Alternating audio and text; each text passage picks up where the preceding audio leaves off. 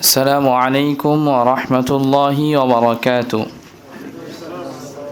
إن الحمد لله نحمده ونستعينه ونستغفره ونعوذ بالله من شرور أنفسنا ومن سيئات أعمالنا من يهده الله فلا مضل له ومن يضلل فلا هادي له ونشهد أن لا إله إلا الله وحده لا شريك له ونشهد أن محمدا عبده ورسوله صلى الله عليه وسلم وعلى آله وأصحابه أجمعين.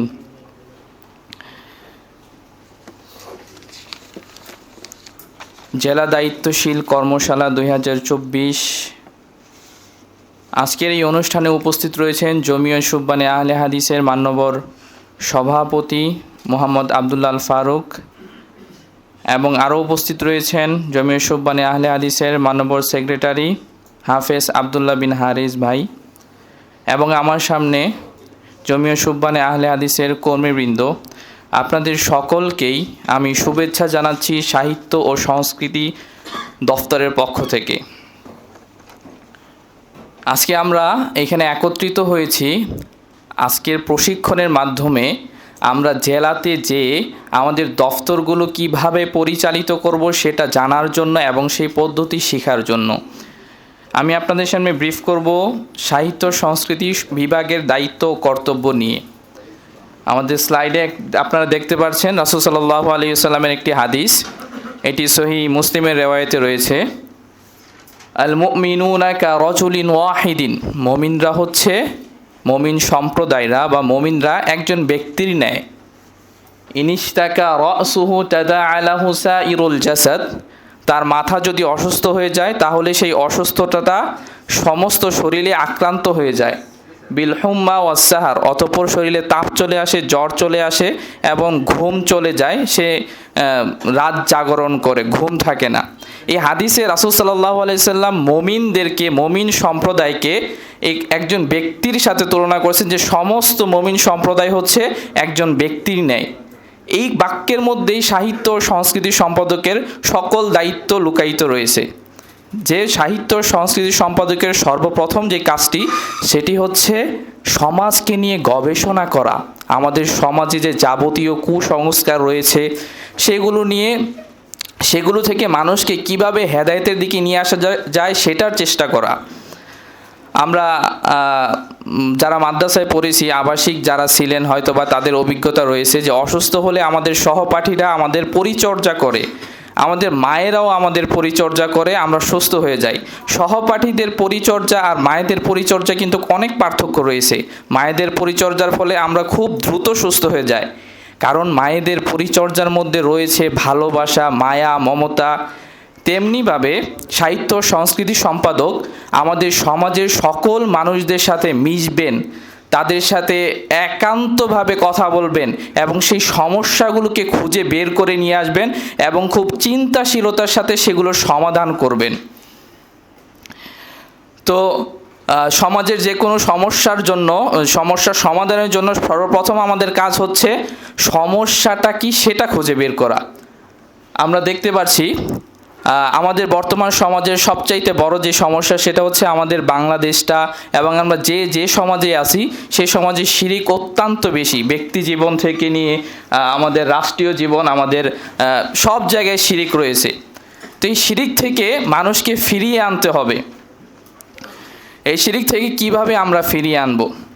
এই শিরিক থেকে যদি আমরা ফিরিয়ে না আনতে পারি তাহলে দেখা যাবে যে আমাদের সমস্ত আমলই বাতিল হয়ে যাবে এবং আমরা ক্ষতিগ্রস্ত হয়ে যাব। এই সম্পর্কে আল্লাহ সুবহানাহু ওয়া তাআলা সূরা জুমারের 65 নম্বর আয়াতে বলছেন, লা ইন আশরাকতা লা ইয়াহবাতান্না আমালুক, যদি তুমি শিরিক করো তবে তোমার সমস্ত কর্মফলই নিষ্ফল হয়ে যাবে, ওয়া লা তাকুনান্না মিনাল খাসিরিন, এবং তুমি ক্ষতিগ্রস্তদের অন্তর্ভুক্ত হয়ে যাবে। সুতরাং মানুষ যদি শিরিক করে তাহলে তার কোনো কর্মই কাজে আসবে না, আর সে যাই করে সবগুলোই নিষ্ফল হয়ে যাবে। এটা হচ্ছে আমাদের বর্তমান সমাজের সবচাইতে মেজর সমস্যা। তারপর হচ্ছে আমাদের সমাজে বেদাত ছেয়ে গেছে এবং দেখা যায় সম্মিলিত মোনাজাত থেকে নিয়ে কুলখানি সর্বত্র বেদাত। বেদাত করলে কি অবস্থা হবে? বেদাত করলে মানুষ গুমরাহী হবে। দেখুন আল্লাহ রাসূল সাল্লাল্লাহু আলাইহি সাল্লাম বলে দিয়েছেন, ওয়া ইয়াকুম মুহদাসাতিল উমুর, তোমরা নব আবিষ্কৃত বিষয়গুলো থেকে বেঁচে থাকো। ফা ইন্না কুল্লা মুহদাসাতিন বিদআহ, নব আবিষ্কৃত প্রতিটি বিষয় হচ্ছে বেদাত। ওয়া কুল্লা বিদআতিন দলালাহ, আর প্রত্যেকটা বেদাতই হচ্ছে গোমরাহি।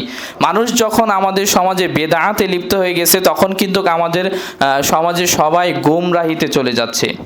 তারপর আমাদের সমাজের যে মেজর সমস্যা, তৃতীয় নাম্বার, তার মধ্যে হচ্ছে মানুষ ইসলাম বিরোধী কর্মকাণ্ডে জড়িত।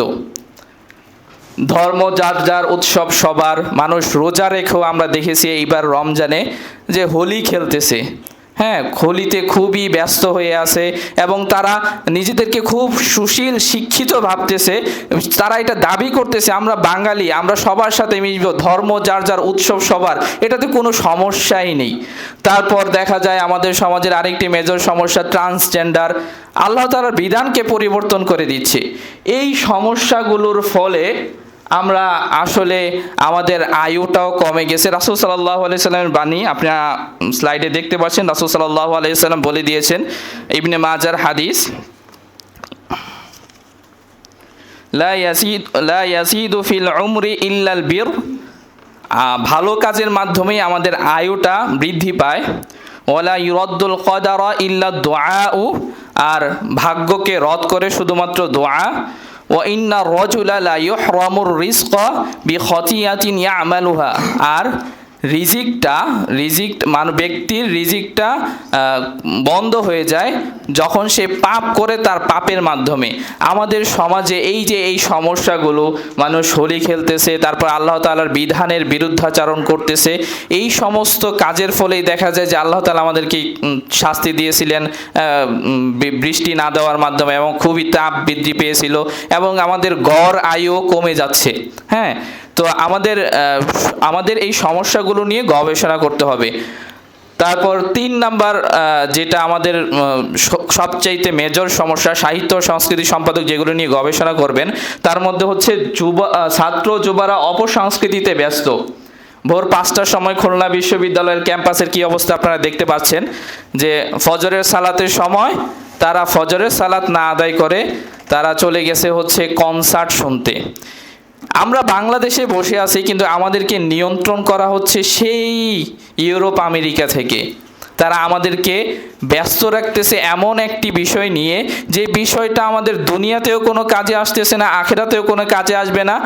এবং এই বিষয়গুলো নিয়ে আমরা এতটাই ব্যস্ত যে আমরা নিজেদেরকে নিয়েও চিন্তা করি না, আমাদের কি হবে, আমাদের কি জন্য সৃষ্টি করা হয়েছে, এবং আমাদের পরকাল যে আছে, এই বিষয়গুলো নিয়ে কিন্তু আমরা চিন্তা করি না।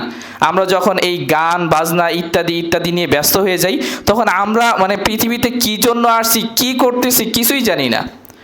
এগুলো হচ্ছে পশ্চিমাদের একটা চাল, ঠিক আছে। তো সাহিত্য সংস্কৃতি সম্পাদক, আমরা প্রথম হাদিসটির মাধ্যমে জেনেছি যে সে গবেষণা করবে সমাজকে নিয়ে, সমাজে কি কি সমস্যা রয়েছে এবং সেই সমস্যার সমাধানগুলো খুঁজে বের করবে। এই পর্যন্ত আমরা মেজর সমস্যাগুলো জানলাম, যে আমাদের সমাজের সবচাইতে মেজর যে সমস্যাগুলো ছিল। এবার আমরা চলে যাব হচ্ছে সুবহান সাহিত্য সংস্কৃতি সম্পাদক, এই সমস্যাগুলোর সমাধানে তার কি কি দায়িত্ব ও কর্তব্য রয়েছে। সর্বপ্রথম দায়িত্ব ও কর্তব্য হচ্ছে সমাজের সমস্যা চিহ্নিতকরণ, মাসিক পরিকল্পনা গ্রহণ, সেটা লিখিত আকারে হতে হবে। আমরা যে কোনো বিষয় নিয়ে আগাতে গেলে অবশ্যই আমাদের পরিকল্পনা লাগবে। আপনারা দেখতে পাচ্ছেন স্লাইডে, একটি ভালো পরিকল্পনা একটি মানচিত্রের মতো। আমরা যদি দিক নির্দেশনা মেনে চলি, তবে আমরা জানতে পারবো আমরা কোথায় আছি, আমরা কতটুকু পথ অতিক্রম করেছি এবং আমাদের কতটুকু পথ যেতে হবে। আমাদের স্মরণ রাখতে হবে, একটি ভালো পরিকল্পনা কাজের অর্ধেক। আমরা যদি পরিকল্পনা করে না আগাই, তাহলে আমাদের ব্যর্থ হওয়ার সম্ভাবনাটাই বেশি রয়েছে। সুতরাং সাহিত্য সংস্কৃতি সম্পাদক সর্বপ্রথম হচ্ছে তিনি যে দায়িত্বগুলো পালন করবেন, সাপ্তাহিক, মাসিক, বাৎসরিক, এই বিষয়ে খুব গভীর মনোযোগ দিয়ে সমস্যাগুলো পর্যালোচনা করবেন এবং এই বিষয়ে একটা পরিকল্পনা করবেন, এবং এই পরিকল্পনার মাধ্যমেই কিন্তু আমরা জানতে পারবো যে আমাদের কি কি কাজ করা দরকার। এই পরিকল্পনার মাধ্যমে আমাদের স্মৃতিশক্তি বিকাশিত হয় এবং আমরা সৃজনশীল মনোভাব আমাদের মধ্যে চলে আসে এবং আমরা কাজের মধ্যে গতি পাই। সুতরাং সাহিত্য সংস্কৃতি সম্পাদক সে সকল কাজের পূর্বে সর্বপ্রথম হচ্ছে সমস্যাগুলো নিয়ে একটা পরিকল্পনা করবে এবং সেই পরিকল্পনা নিয়েই সে আগাবে। সেই পরিকল্পনাগুলোর মধ্যে সর্বপ্রথম পরিকল্পনা করা যেতে পারে যে আমাদের এলাকার যে যুবকরা রয়েছে তাদেরকে কিভাবে বই পড়ার প্রতি আগ্রহ করে তোলা যায়। দেখুন, আমাদের যারা নতুন আমরা কিন্তু অনেকেই জানি না যে এই মাসে কয়টা বই নতুন বাজারে এসেছে। আমাদের জমিয়ত সুববানে আহলে হাদিসের যে একটা লাইব্রেরি আছে মাকতাবাতুশ সুববান, সেটা থেকে প্রকাশিত কয়টা বই বাজারে আছে আপনারা কেউ সবগুলো লিস্ট বলতে পারবেন? আমাদের সভাপতি স্যারের 2টা বই আছে, কি বই নাম বলতে পারবেন?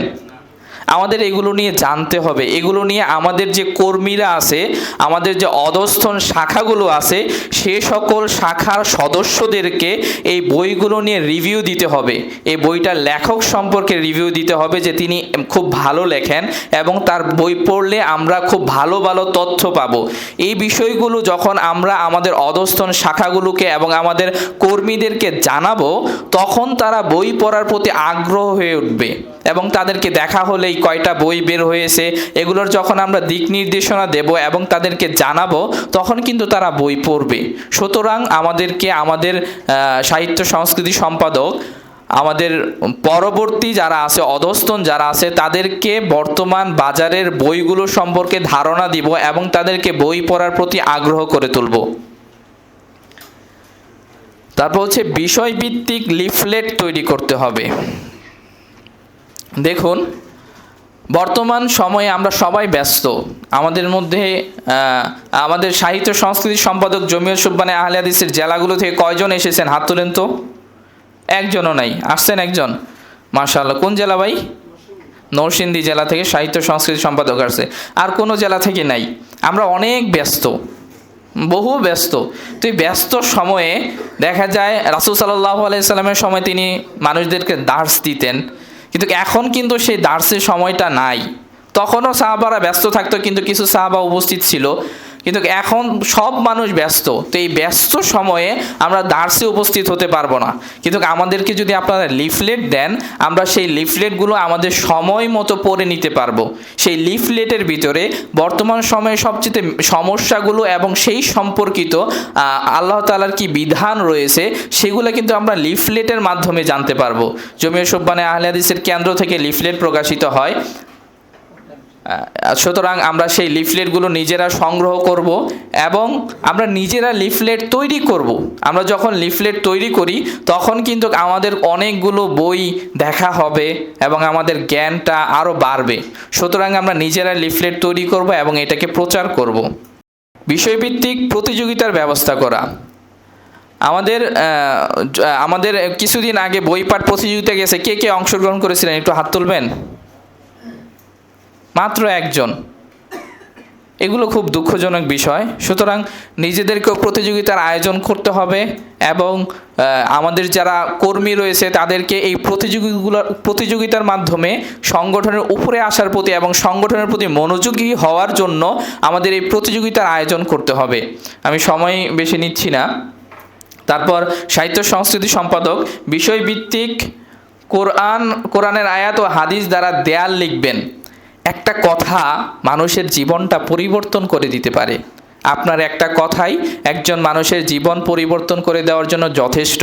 একটা দেয়ালের একটা কথা যখন একজন মানুষ পড়বে সেটার মাধ্যমেই সে পরিবর্তন হয়ে যাবে। সুতরাং আমাদেরকে দেয়াল লেখার ব্যবস্থা করতে হবে।